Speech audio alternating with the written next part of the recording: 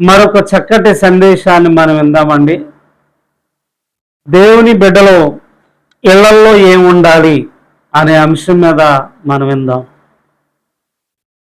దేవుని మందిరానికి వస్తూ వాక్యం వింటున్నటువంటి దేవుని కుటుంబాలలో ఇళ్లల్లో ఏముండాలి? ప్రతి ఇంటిలో అన్నీ ఉన్నాయి. టీవీ ఉంది, సెల్ ఫోన్ ఉంది, మనుషులకు నచ్చేవన్నీ ఉన్నాయి. ప్రార్థనే తక్కువైపోతా ఉంది. అందుకని దేవుని బిడ్డల కుటుంబాల ఇళ్లల్లో ఏముండాలి అని అంటే గనక బైబిల్ గ్రంథం సుస్పష్టంగా చెప్తా ఉంది. 1 కొరింథీ పత్రిక 16వ అధ్యాయము 15వ వచనంలో చెప్పబడతా ఉంది, పరిచర్య చేసే ఇల్లులా ఉండాలంటండి. దేవునికి స్తోత్రం కలుగునుగాక.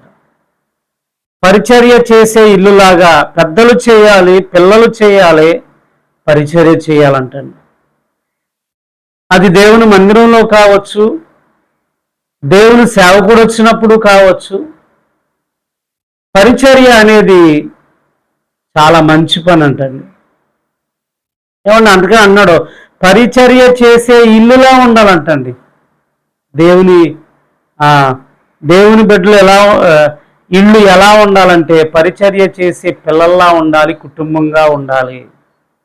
ఏమండి, అందుకని బైబిల్ గ్రంథం చెప్తా ఉంది, పరిచర్య చేసినటువంటి, సేవ చేసినటువంటి మదర్ తెరీసా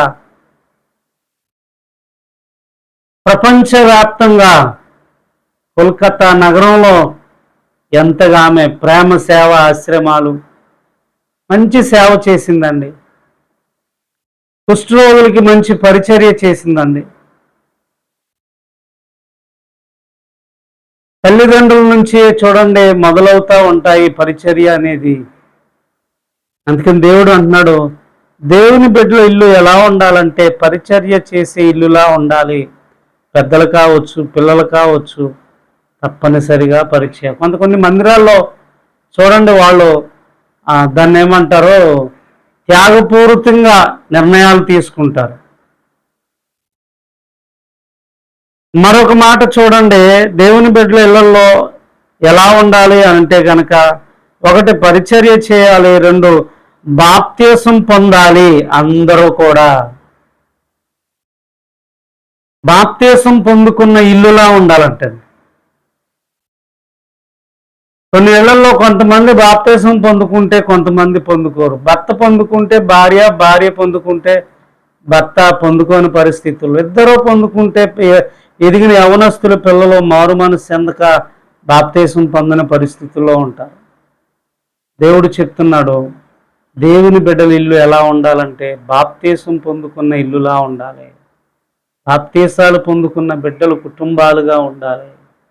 3వ మాట ఆయన అంటున్నాడు, అపోస్తలుల కార్యములు 16వ అధ్యాయం 34వ వచనంలో భోజనము పెట్టే ఇల్లులాగా ఉండాలండి. అంటే ఆతిథ్యం ఇచ్చే గృహంలా ఉండాలి. సేవకులకి, అనాది పిల్లలకి, దేవుని బిడ్డలారా లేని వారికి నీకున్న దాంట్లోనే కొంత పెట్టే ఇల్లులా ఉండాలి. డబ్బున్న వాళ్ళని పిలిచి పెట్టడం కాదు, కానీ లేని వాళ్ళు, విధవరాళ్ళు ఎంతమంది అలా ఉన్నారో వాళ్ళకి మనకున్న దాంట్లోనే కాస్తంత వాళ్ళకి పెట్టే అనుభవాల్లోకి రావాలి. ఆ ఇల్లులా ఉండాలంటండి. ఏమండి, ఎంత చక్కటి మాట అండి. అందుకని వాక్యం వింటున్న దేవుని బిడ్డలారా తెలుసుకోండి, దేవుడు తెలియపరుస్తూ ఉన్నాడు.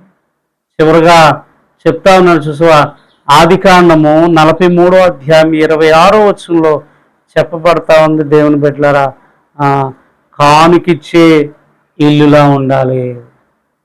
దేవునికి ఇచ్చే ఇల్లులాగా ఉండాలి. ఈ మంచి మాటలు వింటున్న మనల్ని బట్టి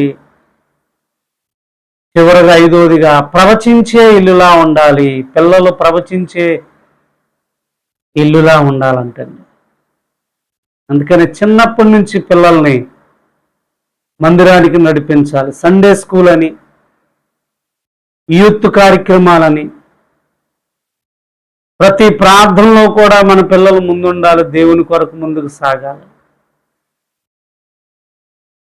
దేవుని వాక్యం చెప్తా ఉంది, దేవుని బిడ్డలు ఇల్లు ఎలా ఉండాలి అంటే గనక, ఒకటి పరిచర్య చేసేలాగా, బాప్తీసం పొందుకున్న ఇంట్లాగా, దేవుని బిడ్డలారా ఆతిథ్యం ఇచ్చే కుటుంబం లాగా చూడండి, దేవునికి ఇచ్చేలాగా. ఐదవదిగా చెప్తుంది, పిల్లలు ప్రవచించేవారిలాగా వాళ్ళని తర్ఫీదు దేవుని మందిరంలోకి నడిపించే ఇల్లులాగా మన ఇల్లు ఉండాలంటే. అందుకని ఆ విషయంలో అర్థం చేసుకోండి, ఆలోచన చేయండి. ఈ 5 రకాలుగా మన ఇల్లు ఉంటే పరలోకంలో ఉన్న ప్రభు మనల్ని దీవిస్తాడు, ఆశీర్వదిస్తాడు, ప్రయోజకం చేసి ముందుకు కొనసాగిస్తాడు. ఒకవేళ లేకపోతే గనక, ఇలాగ లేకపోతే గనక, అలా ఉండే అనుభవాల్లోకి పిల్లల్ని పెంచుదాం, అలా ఉండే అనుభవాల్లోకి మనం కూడా వద్దాం. ప్రభు మెచ్చుకుంటాడు, ప్రభు ఆశీర్వదిస్తాడు. ఈ కొద్ది మాటలు మన వినికుల్లో దీవించి ఫలింపచేసి ఆశీర్వదించును గాక. ఆమేన్.